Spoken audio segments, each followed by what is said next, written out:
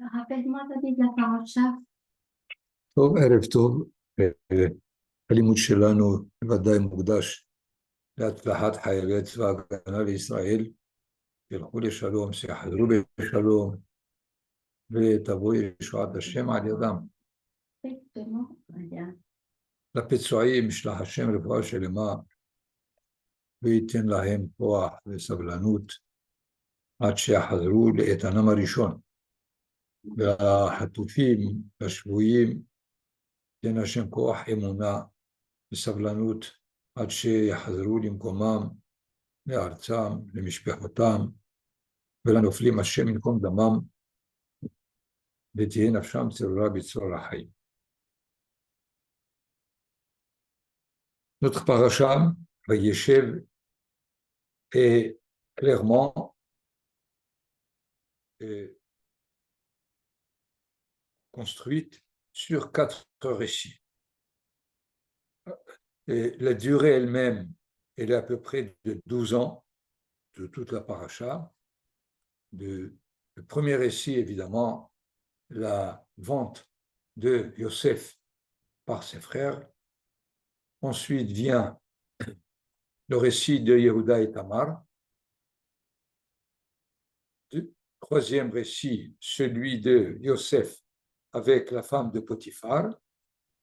Et le quatrième, c'est Yosef en prison, en train de donner la signification des rêves de panetier de l'échanson, de Sarah Mashkim et de Sarah Ophim. La relation entre les 4 n'est pas évidente, évidemment, mais nous allons essayer de savoir comment la Torah nous fait progresser d'un récit à l'autre. Essayons de lire juste les premiers versets rapidement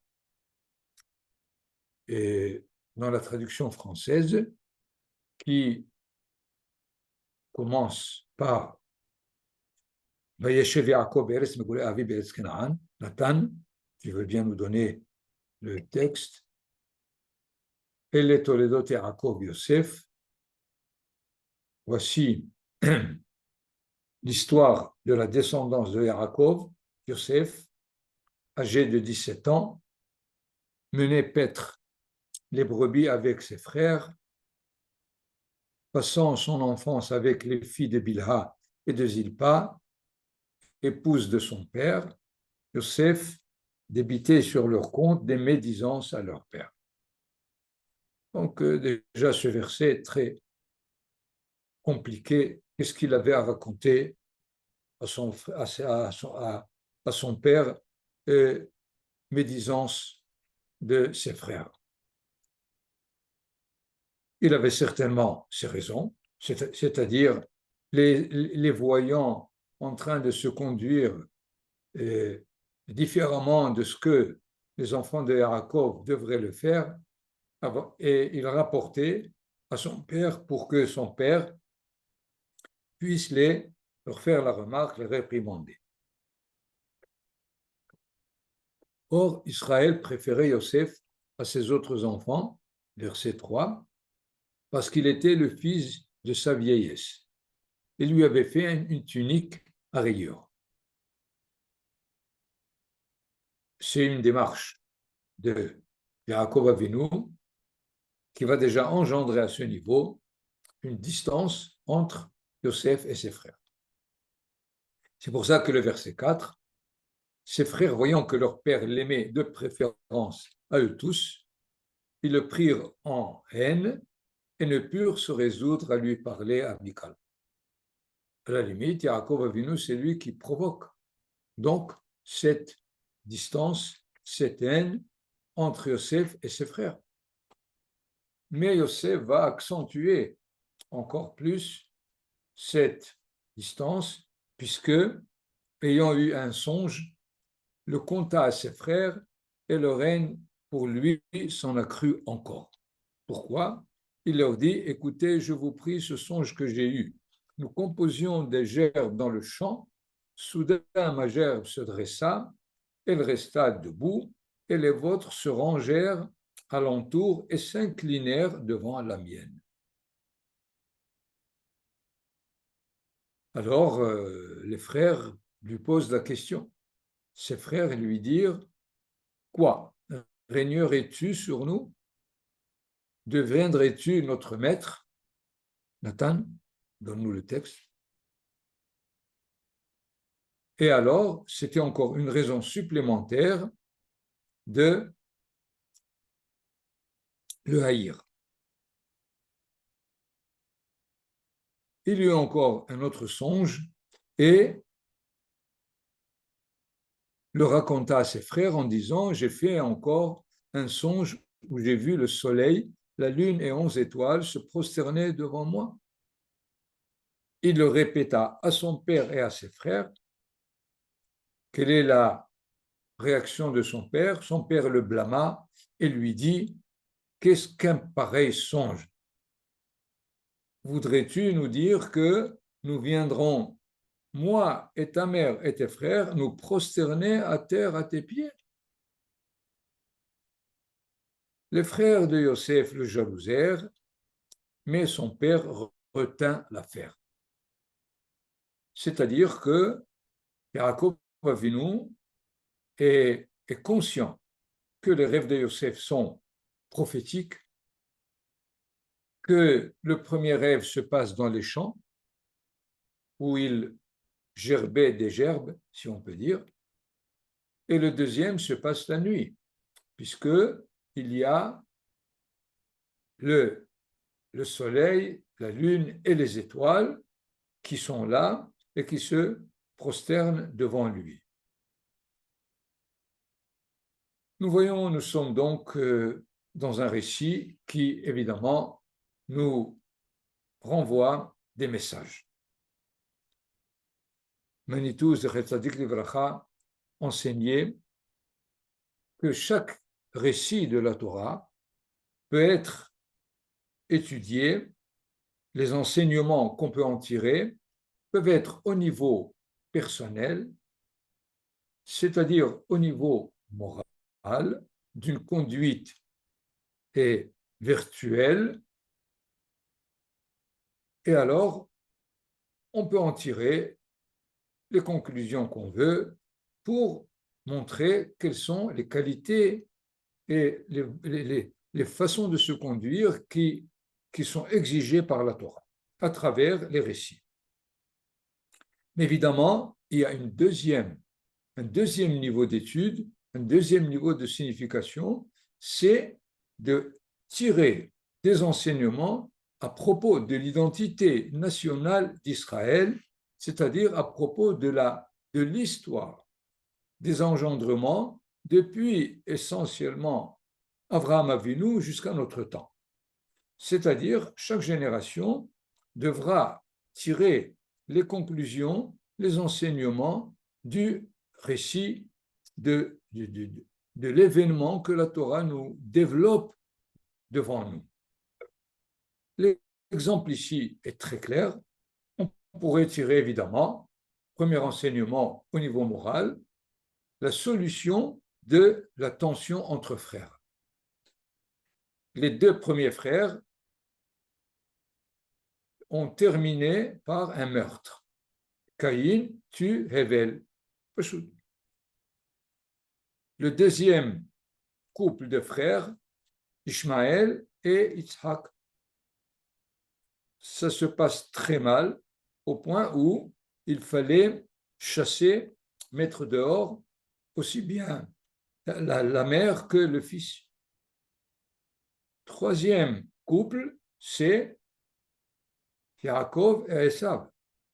Nous avons étudié la rencontre dans la paracha dernière entre Yaakov et Esav, Yaakov qui se préparait à la guerre. C'est vrai qu'il s'est préparé aussi dans la prière et dans le cadeau qu'il voulait offrir à Esav, mais se préparer à la guerre, ça veut dire qu'il sentait que les choses ne sont pas bien arrangées. Et nous sommes maintenant au niveau de la quatrième tentative qui est Yosef et ses frères, qui se termine correctement. Malgré leur haine, avoir pensé le tuer, il faut bien évidemment savoir d'où c'est venu, et en définitive, le vendre comme esclave, c'est pas du tout agréable. Malgré cela, il y a Yosef al-Tzaddik, à la fin de son histoire, non seulement il les reçoit, il leur donne tout ce dont ils ont besoin, mais il leur explique que malgré leur intention de le vendre comme esclave, finalement, Akadosh Baruch Hu a tout traduit du bon côté, puisqu'il a permis à Yosef de leur donner nourriture pendant les années de famine. C'est-à-dire, la Torah nous donne la solution de la haine possible entre frères. Que les frères ne deviennent pas des frères ennemis. C'est une étude à un niveau et de conduite personnelle. Mais il est bien évident que ce que la Torah nous raconte dans ce récit de Yosef et de ses frères, c'est finalement la suite de cette identité d'Israël qui est travaillée depuis Abraham Avinu et jusqu'à, encore une fois, l'histoire, la paracha est dernière, où Yaakov Avinu, avec un effort près de 100 ans, reçoit le titre d'Israël. C'est-à-dire qu'il est nécessaire de comprendre l'événement de cette paracha au niveau de l'identité d'Israël elle-même, c'est-à-dire qu'il y a entre Yosef et ses frères une discorde par rapport au développement, par rapport au dévoilement de cette identité d'Israël dans l'histoire de l'humanité elle-même. Puisque nous savons que tous les frères, Yosef et ses frères, sont d'accord sur un premier principe. Il est nécessaire de faire sauver l'humanité de la décadence dans laquelle elle est arrivée. Comme nous le savons, la Torah nous raconte depuis Adam Arishon jusqu'à Abraham Avinu le fait que l'humanité va de mal en pis. Et c'est pour cela que Abraham Avinu a été choisi. La première chose qui lui a été dit, Venivrechu becha kol mishpechot Adam, que toutes les familles de la terre puissent trouver en toi une bénédiction. Quelle est la bénédiction, évidemment? C'est le salut, la Géoula que tu dois amener. Et dans ce cas-là, tous les frères sont d'accord à ce propos. Cependant, les chemins par lesquels, l'évolution par laquelle il faut réaliser cette émission est l'objet d'une controverse, d'un manque de dialogue, si on peut dire, entre Yosef et ses frères. D'ailleurs, il faut bien comprendre que lorsque la Torah nous dit que les frères haïssent Yosef, ce n'est pas une haine de sentiment. La haine ici, d'après la Torah, c'est un malentendu. Le malentendu provoque une distance et la distance, évidemment, peut se traduire dans le langage courant comme une haine. Où était finalement la discorde? Il faut d'une part revenir au fait que c'est Yaakov Avinu qui préfère Yosef que ses frères. Pour quelle raison? qu'est-ce que Yaakov Avinu comprend dans la suite des engendrements pour donner à Yosef une préférence.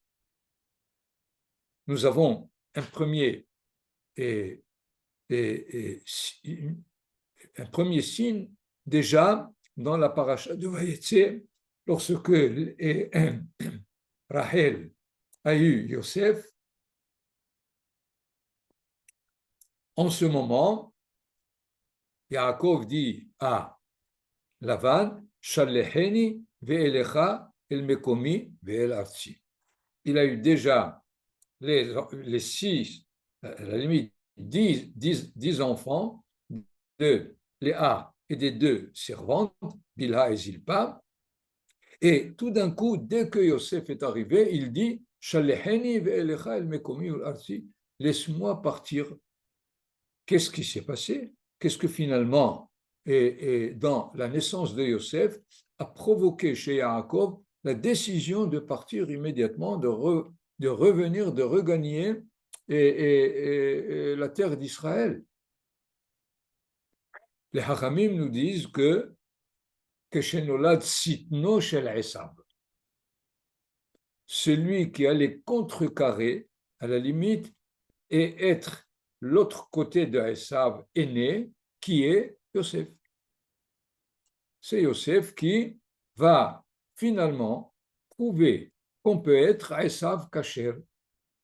Qu'est-ce que c'est que Esav? Celui qui s'occupe du monde matériel, tout simplement. Et le premier rêve est évident. Nous sommes en train de moissonner des gerbes. On est dans les champs. Qui était dans les champs? Esav. Esav Yodea Saïd Ish Sadeh. Et Yosef leur dit, donc, Yosef est le spécialiste d'un Esav qui va finalement donner à Yaakov Avinu, qui n'a pas jusqu'à présent réussi totalement cette mission. Il a fait évidemment tout ce qu'il a pu chez Lavan pour gagner, pour s'habituer à cette nouvelle fonction qui est celle de Esav, comme nous l'avons ici dans le Midrash de Bereshit Rabbah, Elle Toledot Yaakov Yosef. D'ailleurs, la question est Elle Toledot Yaakov. Voici les engendrements de Yaakov. Reuven, Shimon, Lévi, Yehuda, Issachar, Zevulun, ve Yosef. Or, voilà que la Torah nous dit Toledot Yaakov Yosef. Comme s'il n'y avait que Yosef. Et le Midrash nous dit Atoladot ha'elu lo ba'u ela bizchuto shel Yosef ubishvilo kelum halach Yaakov etzel Lavan ela bishvil Rachel. Pourquoi Yaakov Avinu est parti chez Lavan? C'est pour prendre Lavan pour prendre Rachel comme femme. Pas Léa, ni Zilpa, ni Bilha. Donc, il voyait qu'avec Rachel, il allait avoir celui qui va prolonger sa mission. Kevan shenolad התולדות האלו ממתינות עד שנולד יוסף, שנאמר, ויהי כאשר ילדה רחל את יוסף, כיוון שנולד שטנו של אותו רשע, ויאמר יעקב אל לבן שלחני ואליך. Laisse-moi partir, מי מורידם למצרים יוסף, מי מכלכלם יוסף, היום נקרא אלא בזכותו של יוסף. C'est-à-dire, nous allons voir finalement que l'histoire va se passer selon Yosef. C'est lui qui va les amener en Égypte, c'est lui qui va leur donner toute leur subsistance, et même à cause de lui, la terre, la mer va s'ouvrir lorsque Israël va passer. Donc, comme si la Torah veut nous dire que l'essentiel de la suite des engendrements de Yaakov, c'est Yosef. À la limite, il est aussi celui qui va finalement donner l'expression de Brit Ben Abetarim. Par quoi commence Brit Ben Abetarim qu'on a donné à Avraham Avinu? C'est Ger Iye Zaracha Be'eretz Lo Lahem. Ton ta descendance sera étrangère dans un pays qui ne leur appartient pas. Et alors, comme raison de ce qu'il pense afin que ses frères le suivent, c'est qu'il y a encore une sorte de contrat qu'on n'a pas encore payé. Quel est le contrat qu'on n'a pas payé? C'est Brit Ben Abetari. Évidemment, les frères s'opposent. Pourquoi? Parce que il ne faut pas oublier que Yosef est né le dernier des enfants de Yaakov chez Lavan, c'est-à-dire les 10 premiers ont expérimenté cette vie dans la galoute avec l'oncle qui est leur grand-père, qui est le beau-père, et ça s'est très mal passé. Ils l'ont vu. Alors, ils ne peuvent pas penser que l'objectif de Yosef puisse réussir en Chutz Laaretz. Même chez les parents, chez la famille, ça n'a pas réussi, chez les goyim, a fortiori. Et donc, qu'est-ce qu'il propose? D'abord, on va rester en Israël, on va bien développer notre identité.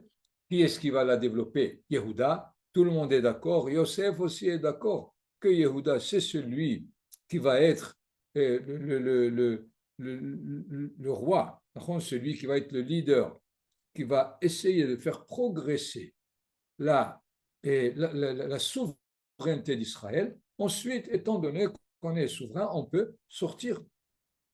Et dans ce sens, Yosef, qui est contre, il est finalement un renégat de la souveraineté de Yehuda.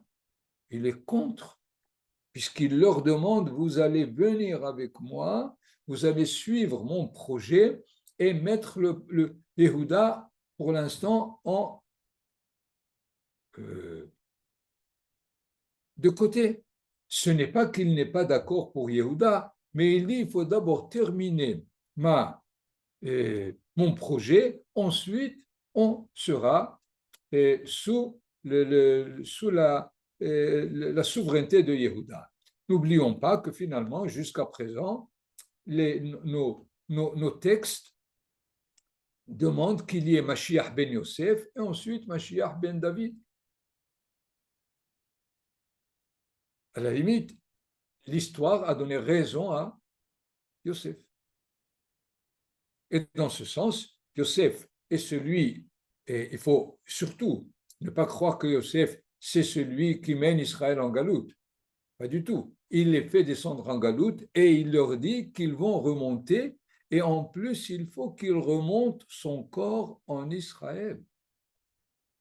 Donc, il est conscient qu'il y a une tranche de temps dans laquelle il faut qu'Israël, il faut que lui et ses frères reviennent en galoute, où c'est, on verra bien, finalement, de l'avoir vendu, ils sont arrivés en Égypte, et c'est là-bas que Israël va passer 210 ans de galoute. Dans ce sens, et il faut bien comprendre en quoi Israël ahav et Yosef mikol banav. Pourquoi? Rabbi Yehuda et Rabbi Nehemia. Rabbi Yehuda Omer shaya ziv ikonin shelo domelo. Il ressemblait dans son visage à Yosef. Vous savez, c'est ikonin. Vous savez, aujourd'hui, on utilise le mot icône dans le marché. C'est de là que ça vient. C'est une expression grecque. Shaya ziv ikonin shelo domelo. C'est-à-dire, il ressemblait énormément à Yaakov. Et alors aussi, il ressemble. C'est pour ça qu'il est pas dans le visage, et là, dans l'intention de progresser l'histoire d'Israël. En plus, Rabbi Nehemia Amar, Shekol halachot shemasru lo Shem va'ever le'Yaakov mesaram lo. Il a transmis tout ce qu'il a appris pendant 14 ans chez Shem va'ever, avant d'aller chez Lavan, il a transmis toute cette Torah. Et alors, Shem Vaever, pourquoi il aime Yosef pour ça, étant donné que qu'est-ce que Shem Vaever? Shem, c'est le fils de Noah. Ever, c'est l'aïeul de Abraham.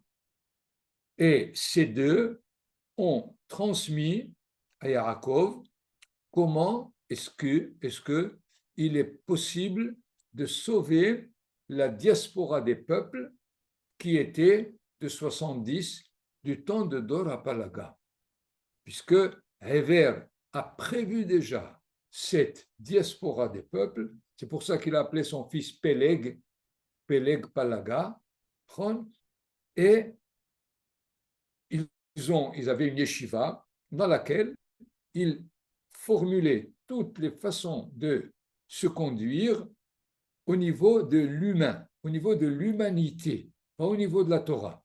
Et c'était nécessaire, évidemment, pour Yaakov de les transmettre à Yosef, qui était capable de faire ce travail chez les peuples. C'est pour cela que il faut bien comprendre pourquoi Israël a préféré, Yaakov a préféré Yosef, puisqu'il a déclenché la haine.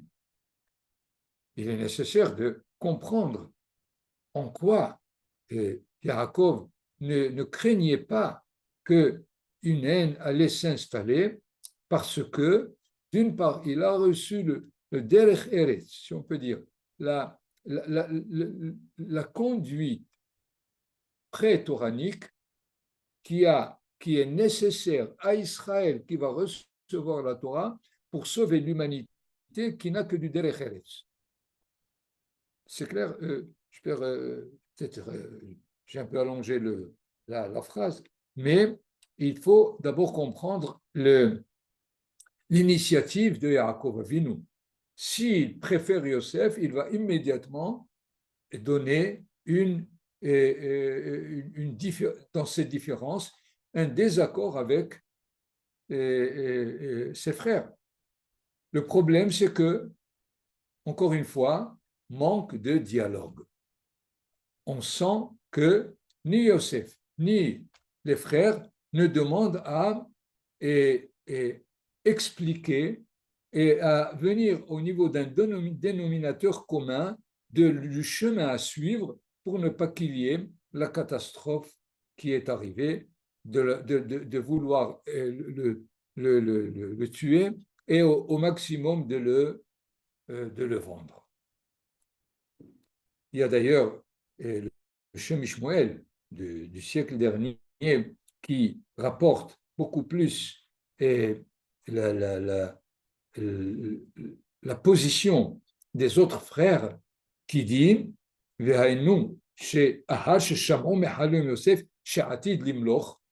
c'est lui qui va ouvrir probablement une porte pour sa souveraineté en Israël. Ils ont vu dans Ruach HaKodesh Mashiach min Malchut Zera Yosef, Yerovam ve Ahav. Ils ont vu que Yerovam, qui était celui qui a provoqué le schisme, qui a installé l'idolâtrie en Israël, et Ahav, plus tard, pire que lui, va même essayer d'éliminer au maximum tous les prophètes qu'il y a, pour que l'idolâtrie s'installe au maximum en Israël. Donc, ayant vu cette possibilité, il ne pouvait pas lui donner le droit d'installer sa souveraineté quelque part pour avoir à souffrir de Malchut Israël. Ou Bichrem itzmach kol hakilkul shenehelka Malchut David. Évidemment, c'est à Shrem que, plus tard, avec Yerovam, la souveraineté de David Amelech s'est divisée avec le schisme. Halchou shama leitpalel shelo tetze Malchut Zera Yosef lepoal ad le'atid. Ils sont d'accord, mais jusqu'à ce que Yehuda soit souverain. Ensuite, on donnera aussi à Yosef la capacité d'être souverain. Donc, les deux sont d'accord qu'il y a deux souverainetés possibles, Mais par quoi commencer? C'est là le désaccord. Est-ce que d'abord Yosef, ensuite Yehuda, ou bien Yehuda, ensuite Yosef? Nous voyons là, finalement, que chaque génération devrait savoir à quelle étape nous sommes. Est-ce que nous sommes encore dans l'étape de Yosef ou nous sommes dans l'étape de Yehuda? C'est-à-dire, Yosef, c'est celui qui nous mène en galoute et qui doit nous ramener. Yehuda, c'est celui qui développera la nation d'Israël sur sa terre. Mais si tu es en galoute, il faut que tu saches pourquoi tu es en galoute. Sinon, tu ne sortiras jamais. Les raisons qu'on donne plusieurs fois, eh bien, la galoute, c'est à cause de nos fautes. C'est vrai. Les Hakamim ont dit, le premier exil, les trois fautes très graves, et le deuxième à cause de Sinat Hinam, à cause de la haine gratuite. Bon, c'est d'accord. Mais il faut que tu saches, est-ce que on a arrangé cette haine gratuite ou non? Sinon, dites-nous à quelles conditions on peut dire que la haine gratuite est terminée. Or, on ne donne pas de réponse à cette question. Deuxième réponse est, c'est Akadosh Baruch Hu qui nous a envoyés en exil, alors c'est à nous, c'est à lui de nous ramener. Ah bon? C'est-à-dire que tu n'avais aucune responsabilité ni participation d'aller en exil. Akadosh Baruch Hu ne t'a pas envoyé en exil arbitrairement. Tu as été responsable. Donc, sois responsable aussi du retour. Une troisième raison, c'est pour faire monter Nitzotzot Akdusha, c'est-à-dire les étincelles de sainteté qui sont chez les peuples. D'accord? Jusqu'à quand? Est-ce que tu as un critère que tu as ramassé ou tu ne l'as pas encore ramassé? Quatrième raison, c'est pour que plusieurs convertis puissent se joindre à Israël. Alors, si on est chez les peuples, les convertis sont plus proches pour se joindre à nous. D'accord? Acceptons. Maintenant, est-ce que 2000 ans n'ont pas suffi de ramener tous les convertis? Combien de temps? 3000 ans, 4000 ans? C'est-à-dire, les Juifs en galoute ne répondent à aucune question des causes de la galoute. Et c'est là le danger. Alors que Yosef Hatzadik, il a donné immédiatement de sa vie lorsque il a dit à ses frères, avant de quitter ce monde, vous allez retourner en Israël et faites monter mon corps avec vous. C'est-à-dire, laisser la tentative que je devais faire avec l'Égypte, elle a échoué, et donc il ne faut pas encore espérer réussir. Remontez et suivez évidemment Yehuda et essayez donc de faire maintenant le travail en Israël. Voyons donc que la paracha, à chaque année, celui qui lit cette paracha qui est fondamentale, autant que les autres évidemment, est là pour but de répondre à ces questions.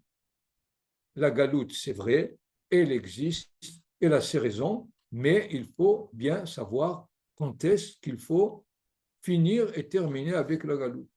N'ayant pas répondu à ces questions, Akadosh Baruch Hu a décidé. C'est tout. Il a dit, vous allez revenir de force.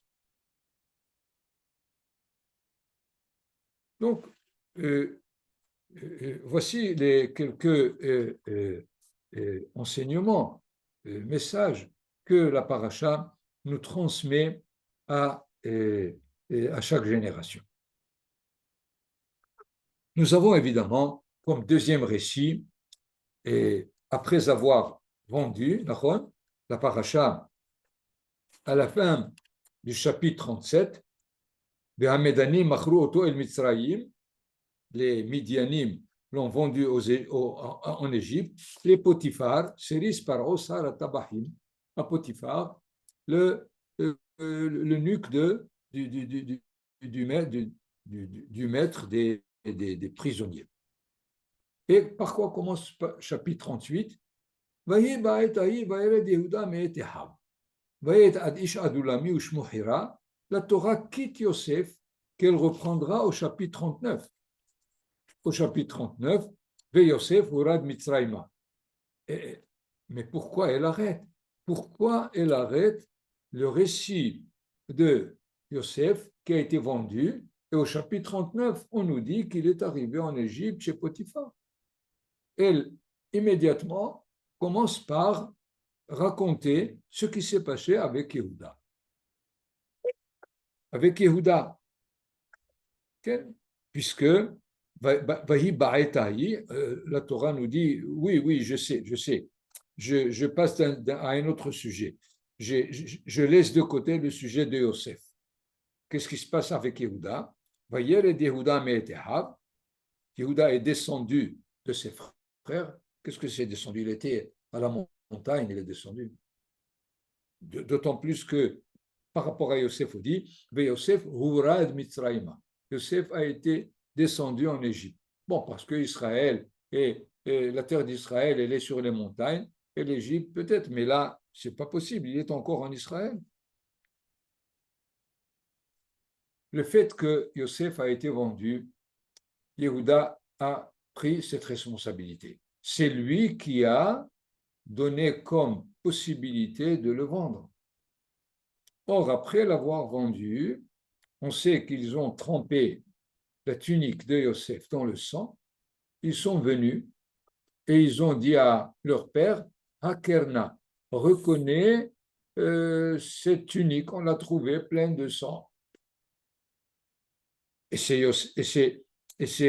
Yehuda qui dit à son père Hakerna, parce que c'est lui qui a décidé de le vendre.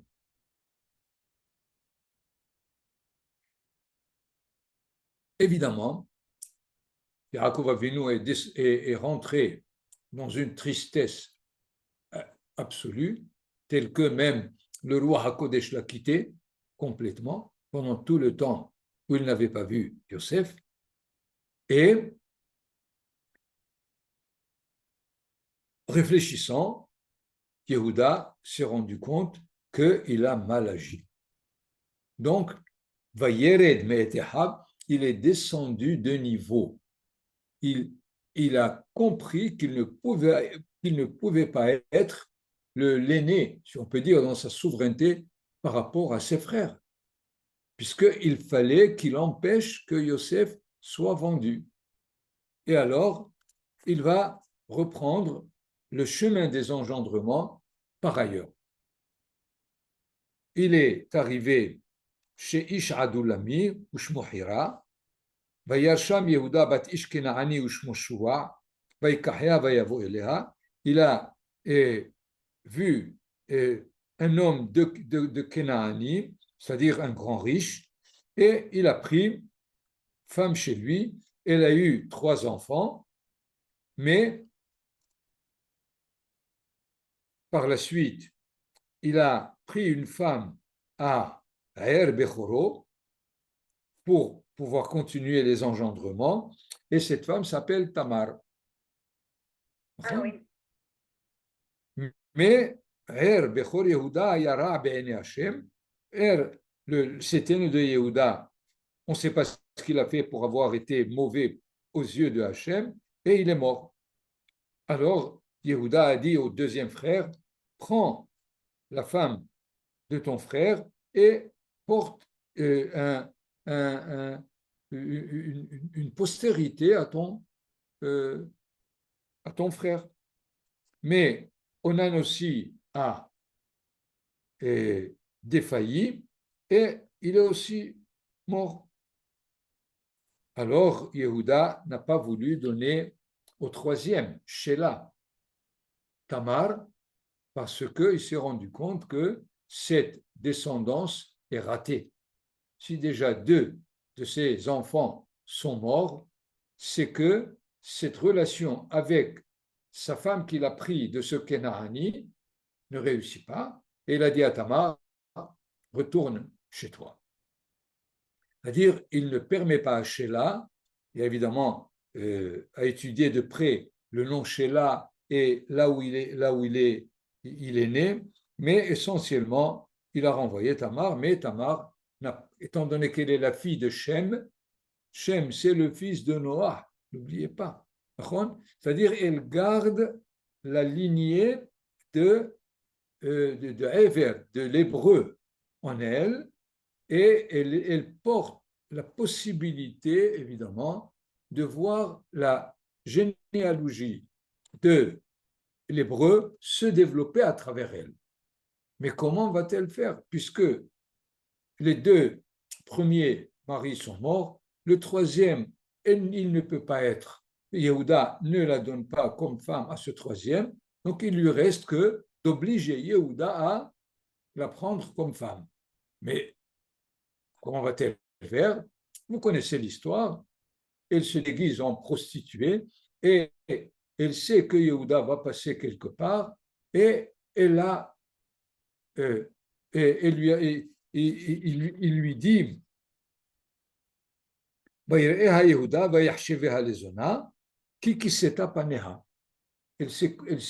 s'est cachée et il a dit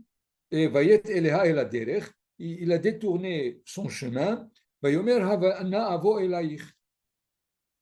Je voudrais avoir relation intime avec toi. Kiloyada kikalatohi, parce qu'il ne savait pas quelle était sa bru ou sa future femme, sa kala. Vatomer matitenli kitavo elai. Mais qu'est-ce que tu payes à la limite? Mais cela ne veut pas dire qu'est-ce que tu payes. Le Midrash nous dit, elle veut lui dire quel est le résultat de cette union. Quelle est ta kavana? Évidemment, sa kavana est claire et nette. Elle veut que l'identité d'Israël passe par elle. Que de lui sortent effectivement les enfants par la suite, Peretz et Zerah. De Peretz, la lignée de Peretz, c'est d'elle que va arriver le roi David. Et alors, il lui propose, je t'enverrai un agneau. Il dit oui, mais il faut un gage. Donne-moi des objets qui sont comme ça, je peux compter sur toi. Allez, il dit, qu'est-ce que tu veux que je te donne? Hotamecha, uftilecha, umatecha. Ton sceau, c'est la royauté, comme le roi qui a un sceau. Uptilecha, tes habits qui sont avec le tzitzit, c'est les Sanhédrin. Umatecha, et ton sceptre, c'est le Mashiach. Le Mashiach, c'est ce que dit le Midrash. À la limite, il lui a dit, sache que le but de cette union est pour donner les instances de gouverner Israël. Et évidemment, lorsque Yehuda envoie l'agneau pour payer son dû à Tamar, on lui dit qu'elle est enceinte. Alors comment? Elle est enceinte, il faut la brûler. Puisque je ne l'ai pas donnée à Sheila, et elle est enceinte, c'est qu'elle est enceinte avec un étranger. Qu'est-ce qu'elle fait, elle? Il a dit, voilà, donnez-lui ces 3 objets et dites-lui que celui qui m'a donné cela, c'est avec lui que, grâce à lui, je suis enceinte. Vatomer, et là, elle est en train de parler et la Torah nous dit, encore une fois, Vatomer. Rappelons-nous, elle a envoyé à son beau-père en disant, Leish asher elelo anochi hara. Vatomer hakerna. Et le Midrash nous rappelle, vous savez, Yehuda, quand il a donné à son père la tunique, il lui a dit Hakerna, haketonet binchahi imlo. Est-ce que tu reconnais la tunique de ton fils? Et elle lui dit Hakerna, lemi ahotemet beapetili beamatea ele. Reconnais à qui appartient. Les Hachamim, évidemment, très vite, ils rapprochent ces deux, Hakerna, Hakerna. C'est-à-dire, tu as dit à ton père Hakerna, eh bien, Tamar va te dire Hakerna aussi. Mais c'est différent. Ici, Hakerna qu'a dit Yehuda, il l'a dit pour annoncer un malheur, que Yosef n'est pas là. Mais là, elle lui dit Hakerna pour dire, prends ta responsabilité de ce que tu as fait. À vrai dire, les Hachamim veulent nous enseigner que quand il a dit à son père, reconnais la tunique, ça veut dire, prends la responsabilité d'avoir envoyé Yosef lorsque tu savais que les frères le haïssaient. Donc, c'est le même Hakerna. C'est-à-dire, si tu as dit à quelqu'un, dans ces termes, Yehuda, tu as dit à ton père, reconnais, c'est-à-dire reconnais ta responsabilité. Eh bien, on va te dire un jour, reconnais ta responsabilité d'avoir fait ce que tu as fait avec Tamar. Effectivement, il a tenu l'épreuve et il dit, Sadeka mimeni. Yehuda, c'est vrai, elle a eu raison plus que moi. Ou bien, une autre interprétation presque à l'envers, Tzadeka mimeni, c'est moi qui l'a rendu tzadeket. C'est-à-dire, d'où est-ce qu'elle a eu le fait d'être tzadeket? C'est de moi. Et moi, je lui ai donné la possibilité. C'est-à-dire, je prends la responsabilité de ce que j'ai fait. Voyons donc que l'histoire de Yehuda entre la vente et la descente en Égypte veut dire que Yehuda est conscient de ce qu'il a fait et il prend la responsabilité et il mène l'histoire jusqu'à ce qu'elle réussisse. Et d'ailleurs, nous le verrons par la suite, c'est lui qui va défendre Binyamin, c'est lui qui doit le sauver, c'est lui qui doit dire ainsi, qui oblige Yosef à se dévoiler en tant que Yosef n'est pas le vice-roi de l'Égypte. Donc, et la Torah a voulu nous donner ici l'envergure de Yehuda dans ce qu'il fait et qu'il prend toujours sa responsabilité entre les mains. Si elle est négative, et il la corrige, et si elle est positive, il la poursuit. Kulachem Baruch.